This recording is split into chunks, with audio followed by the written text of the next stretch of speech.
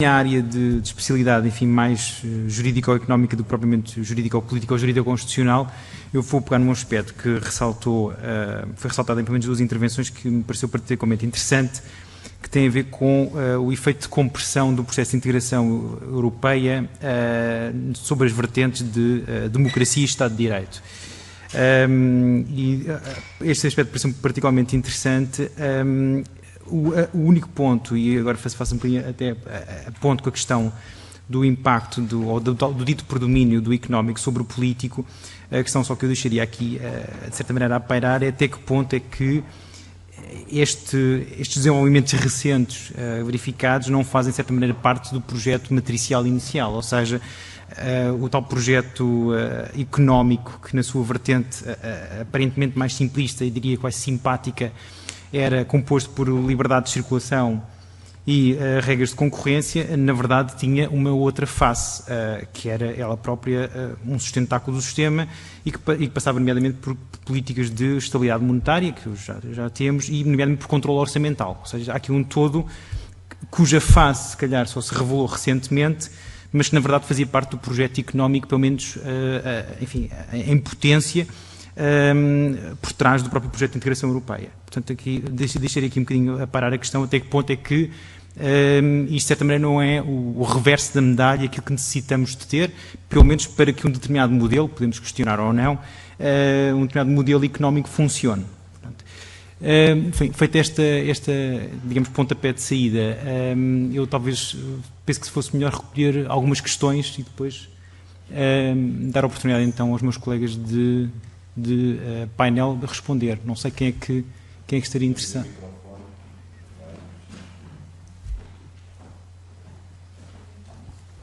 1, 2, 3.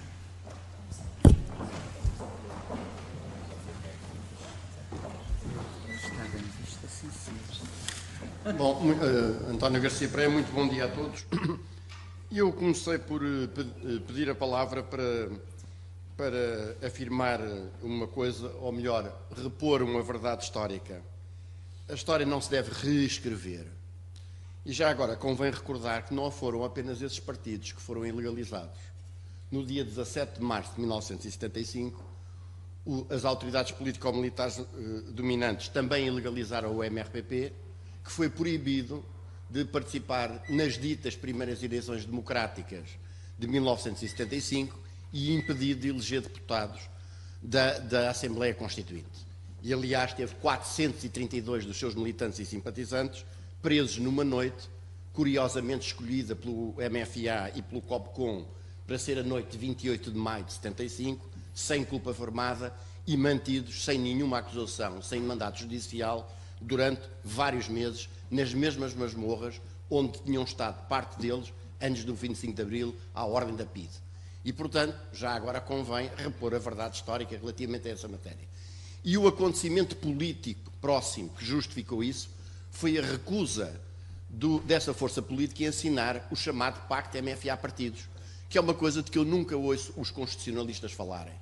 E que, em meu entender, foi a imposição ditada pelas forças político-militares dominantes na altura aos limites daquilo que haveria de ser o texto constitucional que eles estavam autorizados a aprovar. Primeiro ponto. Segundo ponto. O painel é Constituição, Estado de Direito e Democracia, e eu volto à mesma questão de sempre. Peço imensa desculpa, mas, por curiosidade, vem hoje publicado no jornal a notícia de que o Parlamento Europeu aprovou uma diretiva que deverá ser transposta até 2018, que impõe coisas tão simples como a proibição de que arguidos sobre os quais não tenha havido ainda uma sentença condenatória sejam conduzidos perante um juiz, sejam filmados e exibidos em público, algemados ou com roupas de prisão, por considerar que isso contraria um princípio básico do Estado de Direito, que é o princípio da presunção de inocência. Eu pergunto se não é uma vergonha que Portugal precise de uma diretiva comunitária para que um princípio que está inscrito formalmente no texto constitucional, desde a sua versão originária, possa eventualmente dar mais passos na sua respectiva concretização. Porque o problema está ainda, e uma vez mais, e aqui, como disse a professora, e muito bem, Cristina Queiroz, Um direito que permanece apenas formalmente consagrado não passa do nomen juris. E se nós pegarmos naquilo que é o processo penal em Portugal, nós verificamos que é a demonstração mais evidente do que é a negação de um Estado de Direito em Portugal. Nós temos um processo penal onde uma entidade que não tem natureza jurisdicional manda e faz o que quer na fase inicial do processo, chamada Ministério Público, não presta contas a ninguém, arquiva ou acusa como bem entende, desrespeita os prazos todos e mais alguns. Temos um quadro legal que permite que uma pessoa possa estar presa durante um ano sem ter uma acusação formada em relação a ela. Nós temos um sistema institucionalizado de fugas cirúrgicas, chamemos fugas. Quais fugas? É migrações em bloco para a imprensa dos procedimentos em segredo de justiça como forma de linchar, condenar e executar arguidos, e tudo isto se passa com a maior das tranquilidades, apenas com uma ou duas vozes dissonantes a considerar que estas coisas são indignas de um Estado, um mínimo Estado digamos que se proclame de Estado de Direito. E a questão volta outra vez ao mesmo. Como é que os princípios constitucionais podem ser operacionalizados?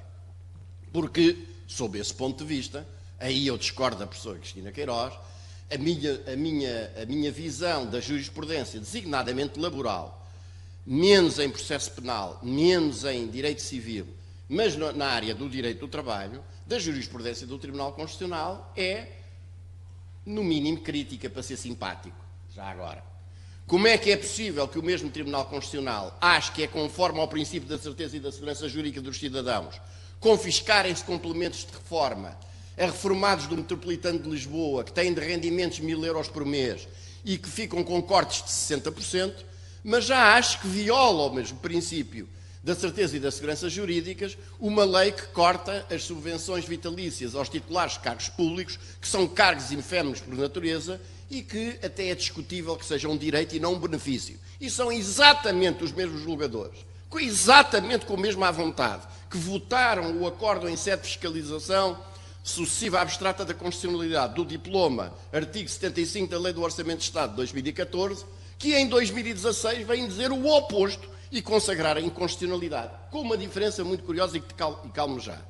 É que todas as declarações de inconstitucionalidade das medidas ditas de emergência adotadas durante o período da chamada crise financeira ou da política de austeridade tiveram sempre a característica da declaração de inconstitucionalidade salvaguardar os efeitos já produzidos por normas inconstitucionais. Isto é, o crime compensou.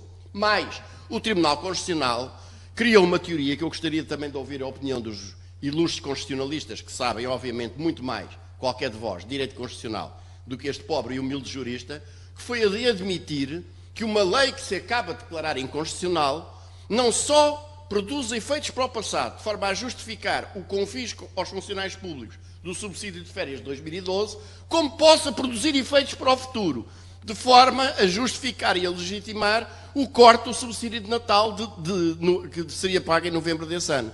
E seja o mesmo Tribunal Constitucional que é capaz destas coisas, quando chega à lei sobre as subvenções vitalícias dos titulares dos cargos políticos. Não só não tem dúvida nenhuma em declarar, dois pontos, abre aspas, é legítima e digna tutela a crença dos destinatários desse benefício de qualquer alteração legislativa não alteraria a configuração e a fisionomia do benefício e muito menos o retiraria. E, pela primeira vez na história da declaração de inconstitucionalidade de medidas financeiras, se proclama a declaração de inconstitucionalidade com efeitos sem restrição alguma.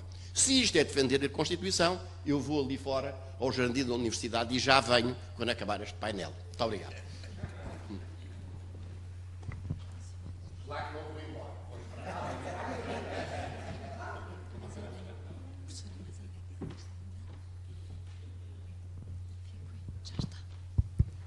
Boa tarde a todos e a todas.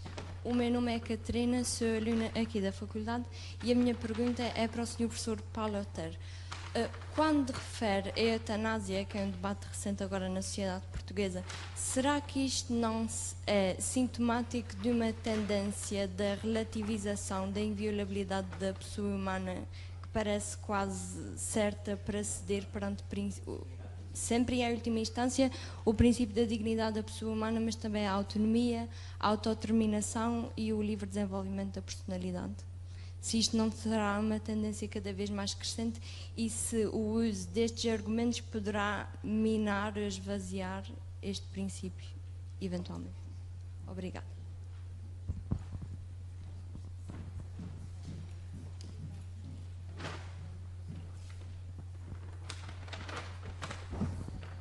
Boa tarde a todos. Vladimir Brito, do Universidade do Minho. Queria perguntar ao Sr. Professor Paulo Otero se me poderia, enfim, esclarecer que razões entende que leva a que haja tanta resistência em Portugal à introdução do recurso de amparo. Primeira questão. A segunda, sobre os ciclos uninominais, que concepção tem desses ciclos? Como um sistema eleitoral só baseado nos ciclos uninominais ou um sistema eleitoral misto, onde há ciclos eleitorais uninominais e ciclos nacionais?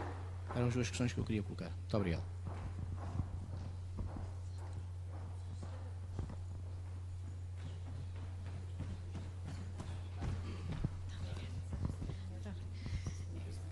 Ouvi com maior interesse as intervenções, com as quais muito aprendi, e gostaria de perguntar que alternativas propõem se o novo conceito de Constituição, uma vez que estamos no século XXI,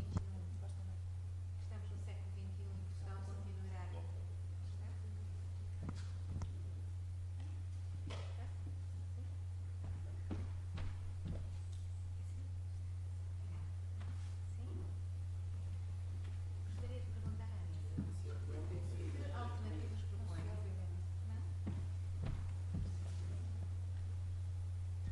Sim. Muito obrigada. Sim? Mais perto. Que alternativas propõem se o novo conceito de Constituição, uma vez que estamos no século XXI e Portugal gostaria de continuar a ser membro da União Europeia enquanto a União Europeia existir? Se o problema está no sistema político-partidário que temos ou em quem desempenha funções no âmbito desse sistema político-partidário, ou seja, se é um problema do sistema ou se é um problema do modo como o sistema é aplicado e vivido em Portugal, e se proporiam uma nova Constituição ou proporiam alterações na Constituição existente, uma vez que, enquanto povo, somos inteiramente livres de optar. Eu peço desculpa, eu não sei se haveria mais questões, eu sei que uma questão ali em cima, não sei se há mais. Então, porventura, justificar se há juntar as questões todas. Se houver muitas mais, faz-se uma segunda ronda, talvez. Se não... Peço desculpa, importa-me identificar quem é que gostaria de colocar questões, sei que aquele senhor em cima. Então, se calhar fazemos depois uma segunda ronda, não, para não juntar demasiadas perguntas. Não sei, ou preferem... Então... Ficamos já fuzilados. Então, pronto. Muito bom dia. Quero parabenizar os palestrantes de hoje, belíssimas apresentações, especialmente desta mesa. Eu tenho uma pergunta para a professora Cristina Queiroz, bem dentro da linha da pergunta da professora Helena Pereira de Mello.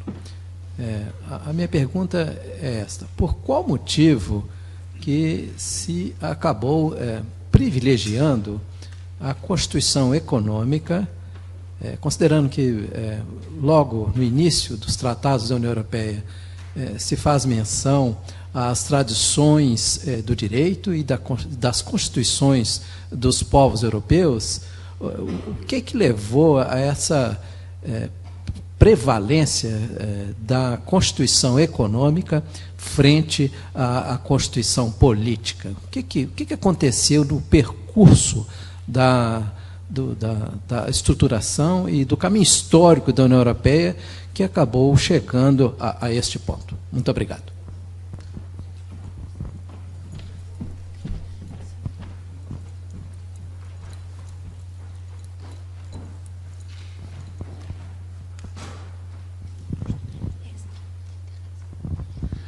O meu nome é Medeiros Alves, sou pensionista reformado das Forças Armadas E a minha pergunta é a seguinte: tendo a Constituição de 76 sofrido a primeira revisão constitucional em 82, que impôs a supremacia civil no Estado de Direito Democrático da República Portuguesa, quais poderão ser os motivos porque ao fim deste tempo continuam a haver serviços públicos que se encontram sob tutela militarizada e polícias que são também sob tutela militarizada e forças de segurança que são militarizadas e com estatuto de condição militar?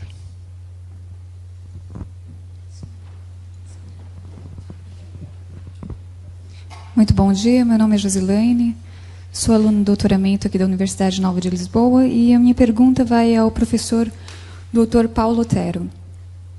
O professor transmitiu-nos um retrato que, nas vossas palavras, um tanto pessimista e sombrio, e que, em minha opinião, não deixa de ser realista. Não folgo em saber que não é um privilégio do meu país, Brasil. Num contexto, professor, em que grupos de interesse, por vezes os mais repugnantes possíveis a princípios tão caros à nossa democracia, entre eles o princípio da dignidade da pessoa humana, já não precisam mais invadir os espaços públicos. Às vezes eles são convidados com cadeiras e títulos de honra. Nesse contexto, que para eu não ficar numa visão altamente pessimista e não cair num pessimismo profundo, eu gostaria de fazer essa pergunta. Como viabilizar a efetiva participação popular na tomada de decisões políticas que vão impactar fortemente, para não dizer desfavoravelmente, a vida desse povo quase invisível nesse processo de democratização da democracia? A Constituição portuguesa atual de 76, por exemplo, oferece mecanismos atualizados para essa participação? Muito obrigada.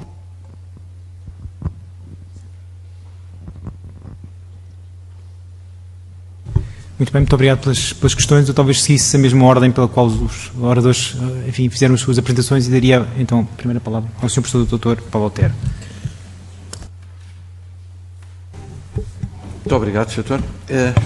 Enfim, eu estava há pouco aqui a comentar que a mesa tinha sido fuzilada por um conjunto de perguntas, todas elas muito pertinentes. Começo pelo Sr. Professor, pelas perguntas que colocou a propósito quer do Pacto MFA-Partidos, quer da diretiva no âmbito europeu sobre a captação das imagens, quer a jurisprudência do Tribunal Constitucional. Permita-me, antes de mais, que faça a homenagem pública de ter sido seu aluno e ter sido dos melhores professores que eu tive ao longo dos 5 anos. Tal como fui aluno da Sra. Professora Cristina Queiroz. Também excelente professor. Eu sou uma espécie de avô. Todos já estamos quase na idade de ser avós. Mas dizia eu, Sr. Professor Garcia Pereira, quero dizer que concordo na íntegra com as observações que fez. O Pacto MFA-Partidos, eu diria que é a origem do mal. É a origem do mal porque aí está, de algum modo, o condicionamento ou o passaporte entre os partidos que fazem parte do sistema e os partidos que foram marginalizados no sistema. O que significa que, de algum modo, ainda foram os militares, ainda foi a legitimidade revolucionária a determinar quem tem salvo-conduto dentro dos partidos políticos para poder viver nesta Terceira República. Devo dizer que a jurisprudência do Tribunal Constitucional me faz, por diversas razões, muita confusão. Estou particularmente à vontade, porque já defendi publicamente e defendo que a fiscalização da constitucionalidade não deve ser feita por um Tribunal Constitucional, mas deve ser feita por todos os tribunais, no âmbito da fiscalização difusa e, naturalmente, como uma instância de topo, o Supremo Tribunal de Justiça. Um juiz do Supremo Tribunal de Justiça, juiz de carreira, tem todas as condições para poder emitir um juízo definitivo sobre a validade das normas. E por isso mesmo é com grande apreensão que partilho uma vez mais a ideia de que o Tribunal Constitucional pode modular efeitos para o futuro. Isto é verdade que a Constituição abre no 282, número 4, a possibilidade de retroativamente se salvarem, permitam uma expressão, efeitos de um ato que é inconstitucional. Agora, aquilo que é completamente anómalo é, sem base normativa, o Tribunal Constitucional obrigar os aplicadores das normas que ele já entendeu que eram inconstitucionais a continuar a aplicar, no caso concreto, até ao dia 31 de dezembro, com esta particularidade. A administração pública aplica uma norma que é inconstitucional, praticando naturalmente atos feridos de inconstitucionalidade consequente. Os tribunais, que têm o poder e o dever de recusar a aplicação de normas inconstitucionais, parece que estão obrigados a continuar a aplicar uma norma que é inconstitucional. Verdade se diga que a solução do Tribunal Constitucional Português foi inspirada em 3 modelos estrangeiros.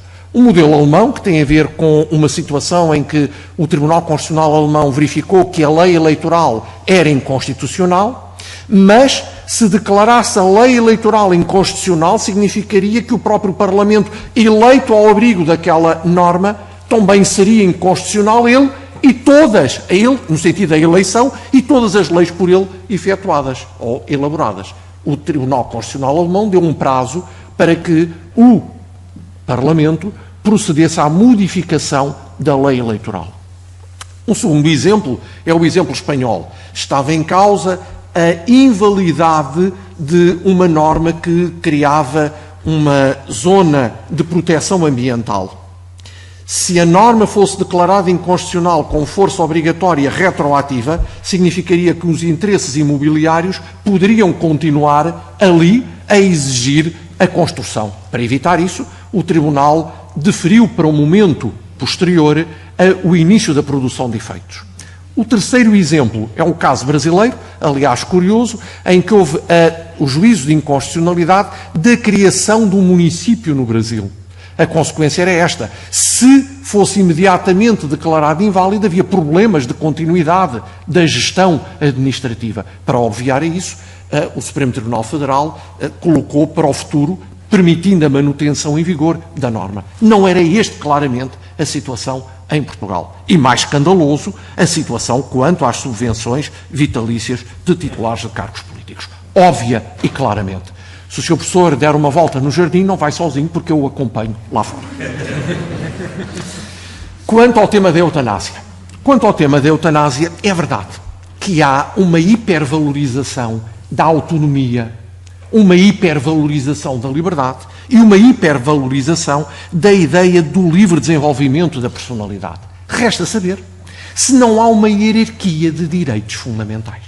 Resta saber se a dignidade da pessoa humana não é o valor prevalecente e, dentro da dignidade da pessoa humana, aquele direito que tem uma conexão mais estreita, uma ligação mais íntima. E aqui, indiscutivelmente, a inviolabilidade da vida humana, que, todavia, pode sofrer restrições.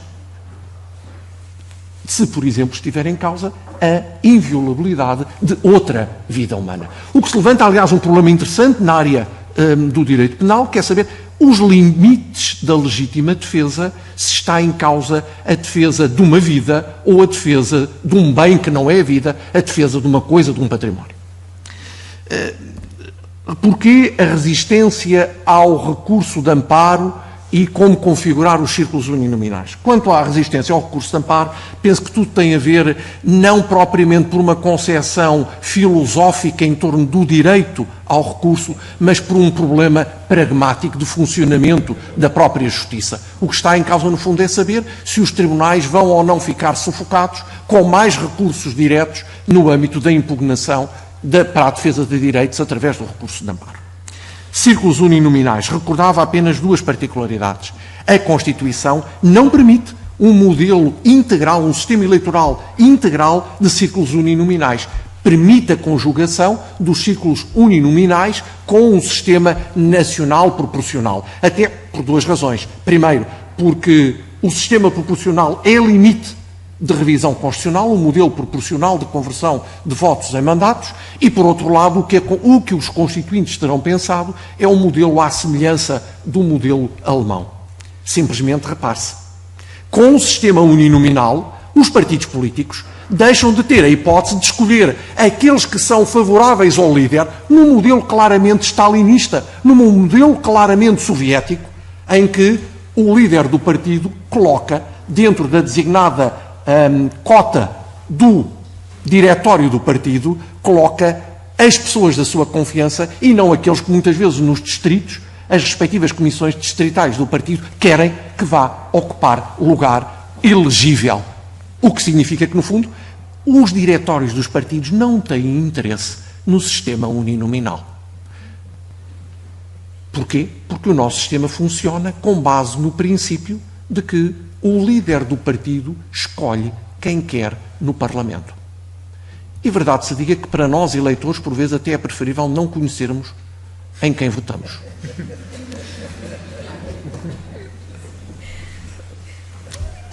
Novo conceito de Constituição. A senhora professora colocou se o problema está no sistema político ou partidário ou se está nos protagonistas. Eu diria que, começando por esta última, está nos dois. Há o pecado original do sistema partidário, vivemos nisto. Qualquer partido que tente surgir está condenado. É uma questão de tempo. E, naturalmente, que os protagonistas estão claramente numa fase de progressivo desnível de qualidade. Nós tivemos um primeiro momento em que tivemos os príncipes da democracia e claramente que já estamos num nível em que não há aristocracia na democracia. Mas continua a existir uma democracia de uma elite fechada. Novo conceito de Constituição. Bem, devo dizer que os senhores doutores que aqui estão do Brasil, penso que têm uma percepção mais viva sobre o conceito de Constituição, sobretudo à luz do pensamento do professor Paulo Bonavides, que no fundo diz-nos isto. Cada país tem sempre duas Constituições.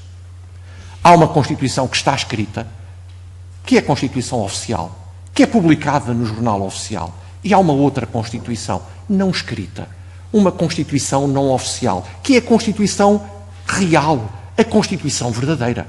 Se alguém tem dúvidas, por exemplo, leia os artigos 80 e seguintes da Constituição Portuguesa em matéria de organização do poder político e vê que o que lá está é pura ficção. O que lá está é tipicamente uma Constituição nominal. Porquê? Porque a verdadeira Constituição Económica está no âmbito do direito da União Europeia. O Sr. Professor tem toda a razão. São as condicionantes económicas que têm determinado as soluções políticas nos países do espaço europeu. Verdadeiramente o direito europeu não tem hoje uma projeção constitucional, mas tem uma projeção supraconstitucional. Há que o reconhecer.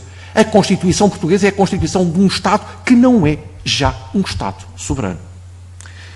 Vale a pena alterar a Constituição? Vale a pena uma nova Constituição? Já há uma nova Constituição. Ninguém tem ilusão. Nós estamos a comemorar verdadeiramente um morto. O que resulta da Constituição de 76, a única coisa que se mantém verdadeiramente é a estrutura da Constituição. E os artigos da Constituição. A numeração dos artigos. Mas grande parte dessas normas não têm aplicabilidade efetiva. E às vezes até é preferível que não tenham. O Sr. Professor Garcia Pereira deu há pouco o exemplo.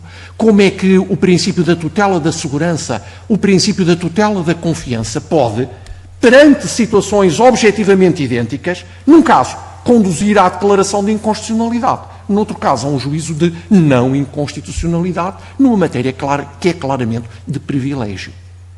Quando a instância superior a quem cabe guardar a Constituição a guarda deste modo, é porque talvez não valha a pena guardar nada. Serviços públicos sob tutela militarizada, forças policiais militarizadas. A tradição tem mais peso do que aquilo que nós pensamos. Eu recordo aos senhores doutores o seguinte. Havia uma cláusula implícita, falou-se há pouco no Pacto MFA de Partidos, na condicionante do modelo ideológico da Constituição. Mas eu recordo que havia uma cláusula implícita quanto à eleição do primeiro Presidente da República ao abrigo desta Constituição. Tinha que ser um militar. Os senhores doutores, reparem, o primeiro Presidente civil depois de Bernardino Machado, isto é, depois de 1926, foi o Dr. Mário Soares em 1986. Havia aqui uma cláusula militar. Não estava escrita. O que significa que há ainda hoje vestígios e resquícios deste predomínio. Eu devo dizer aos senhores doutores o seguinte: nada mais condicionou a vida política portuguesa em termos de modelo de organização constitucional do que o período da ditadura militar entre 1926 e 1933. Ainda hoje, a lei orgânica do governo do 21º Governo Constitucional consagra uma solução que foi ditada pelo Dr. Salazar como condição para ele aceitar a pasta de Ministro das Finanças.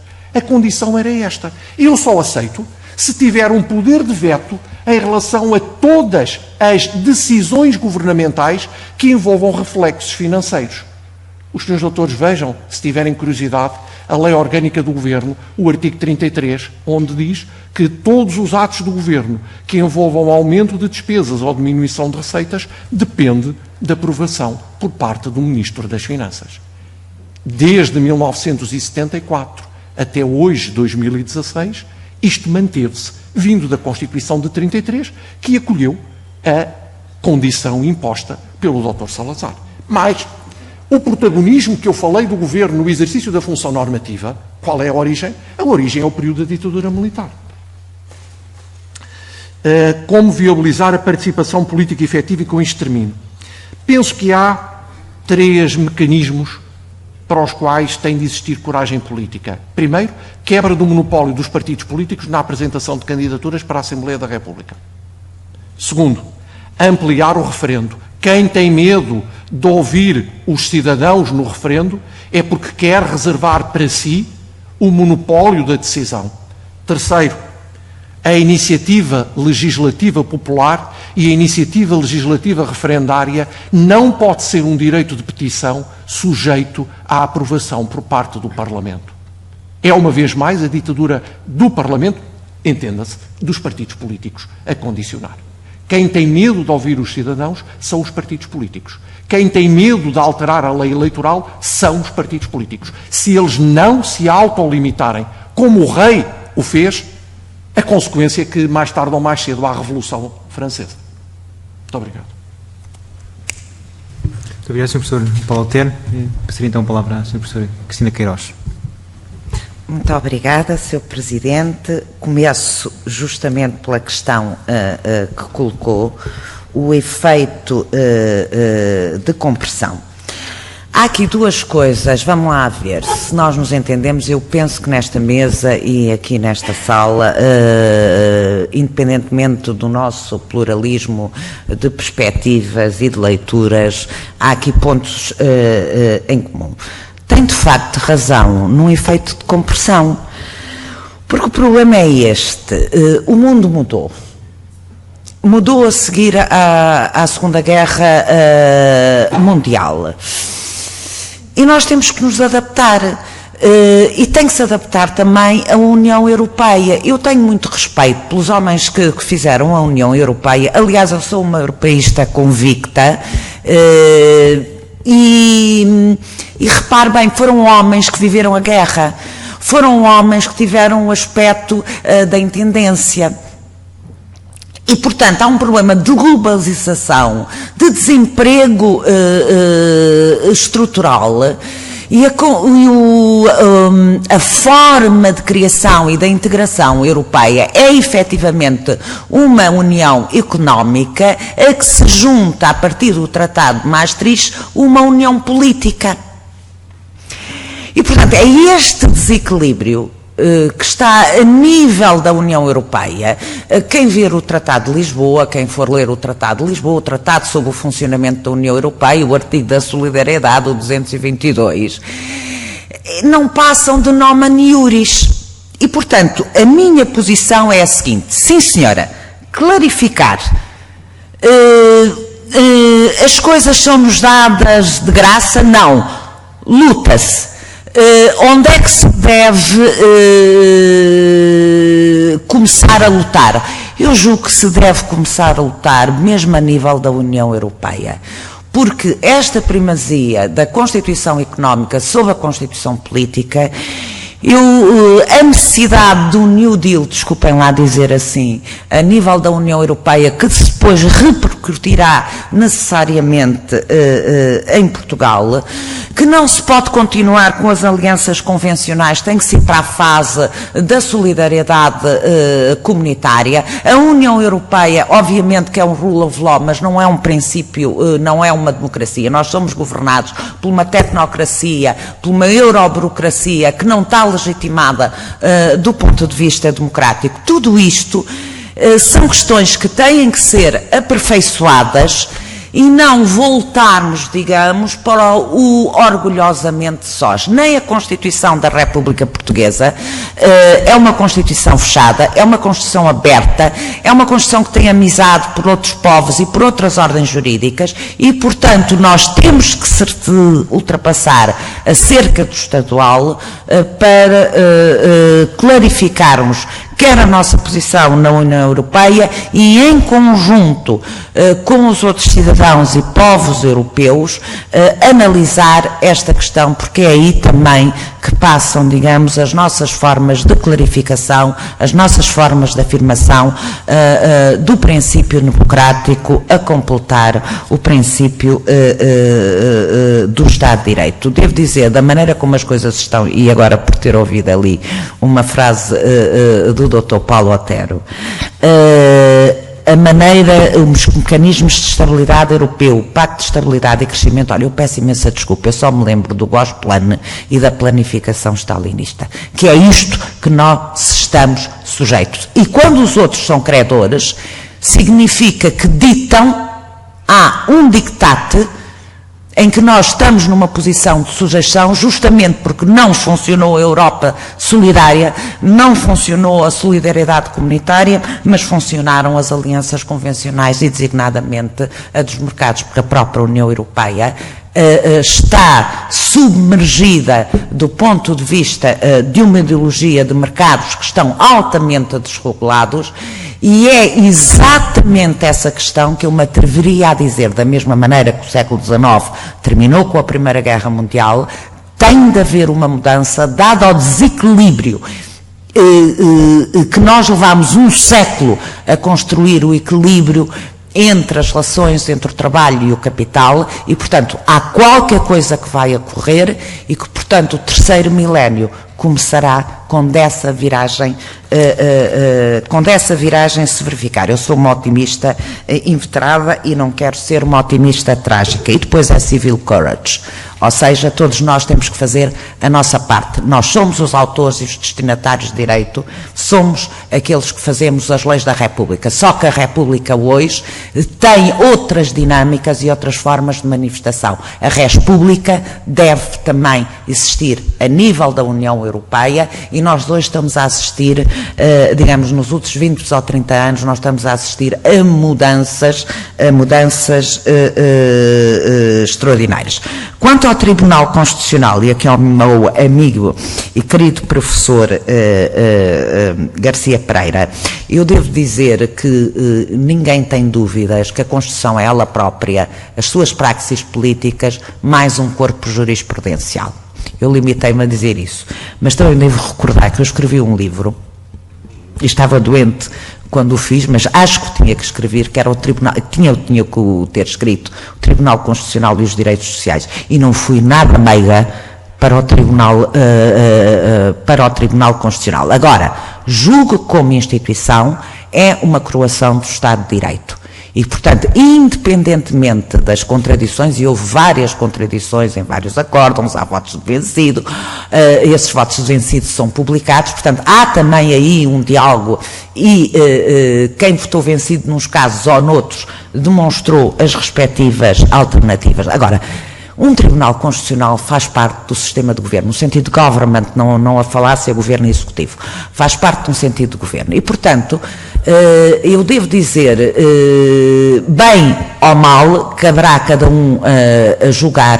O Tribunal Constitucional joga a sua legitimidade e joga a sua legitimidade dia a dia. E eu julgo que, apesar de tudo, os seus juízes, apesar de eu ser muito crítica de uma expressão que eu acho horrível, mas que é da Faculdade de Direito de Lisboa, que é a jurisprudência de crise, eu acho horrível essa expressão. O Tribunal Constitucional saberá assumir as suas próprias responsabilidades.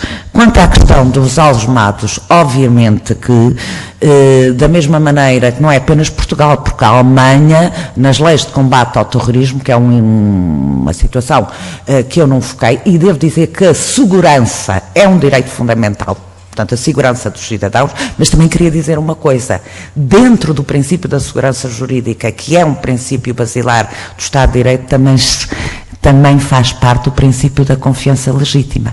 Portanto, isto tudo, eu não ia dizer como o Armando José, que é muito complicado, mas um jurista tem que ter as antenas voltadas para vários lados. Portanto, a Alemanha já foi criticada, a França já foi criticada. Acho muito bem esta posição do Tribunal Europeu dos Direitos do Homem.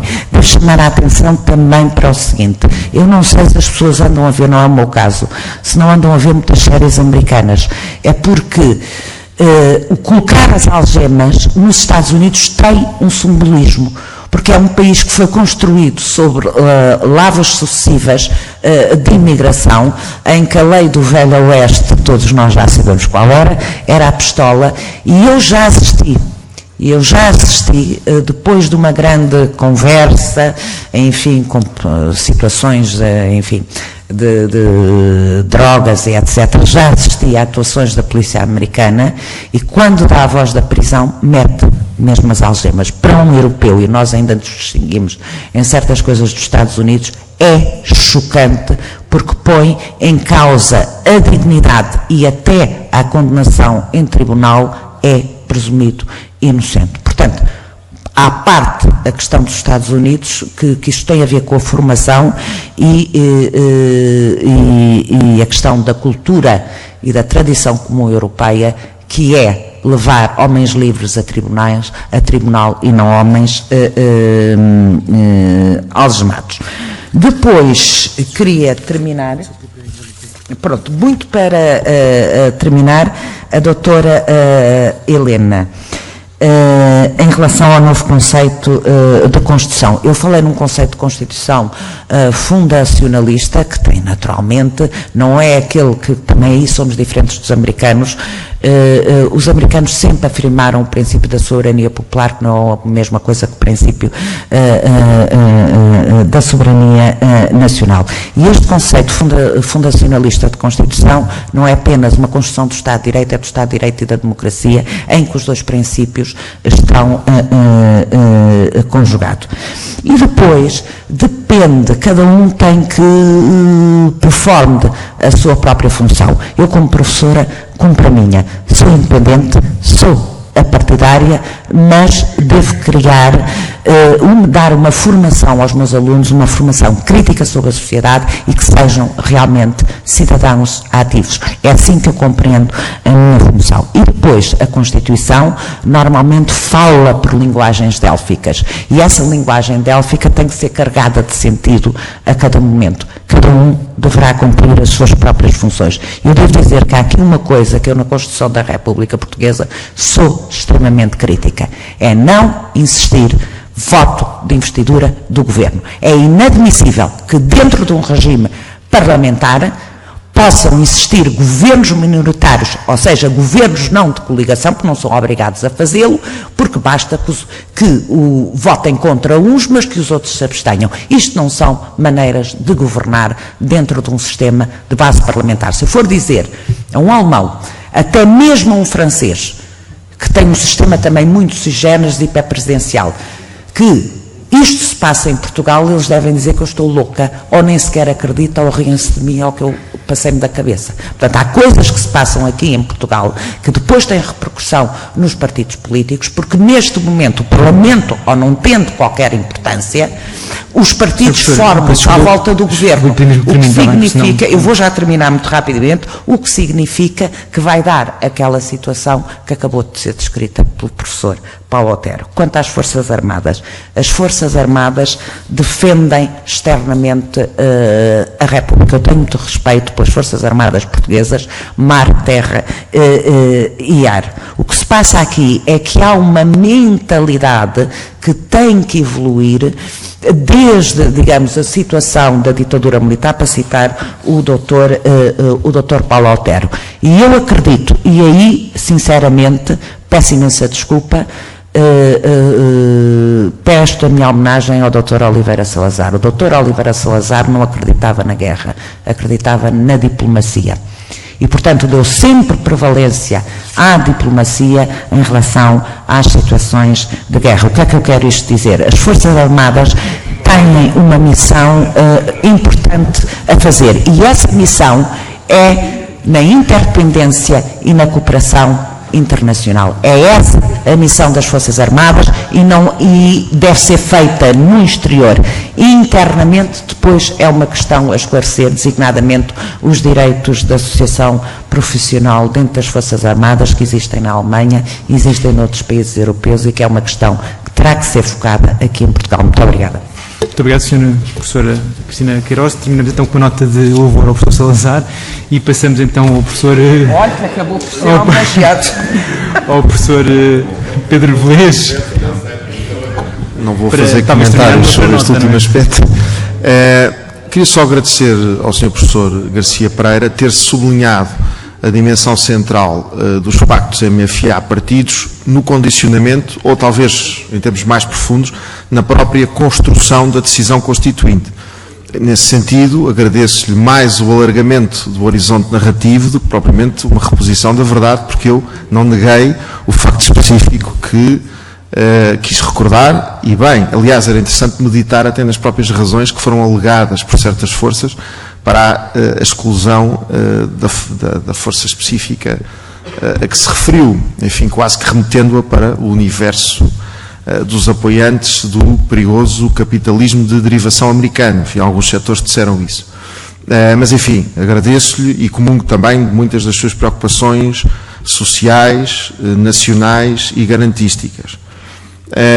Depois gostava também, só para terminar mesmo, a propósito do novo conceito de Constituição, acho que é importante ganhar consciência de que o conceito matricial primeiro da dignidade da pessoa humana é um conceito filosoficamente dependente, como salienta bem o professor Melo Alexandrino, e portanto a interpretação da dignidade enquanto autonomia não é a única no espaço público das ideias.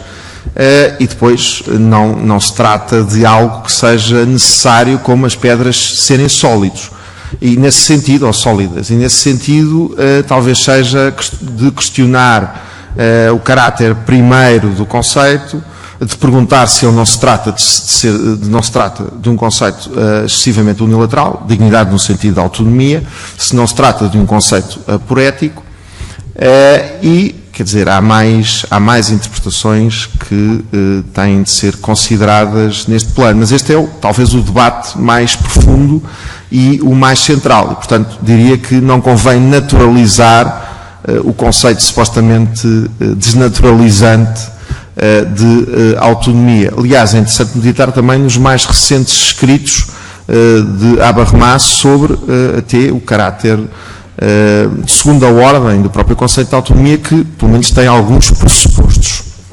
Muito bem, era só isto que gostava de dizer. Muito obrigado, Sr. Professor Pedro Velez, e com isto terminamos então o nosso segundo painel. Agradeço antes de mais aos meus colegas de painel pela excelência das preleções, e agradeço também a todos os presentes pelas questões que colocaram. Vamos interromper então agora os trabalhos até às 14h45, portanto retomamos às 14h45. Muito obrigado.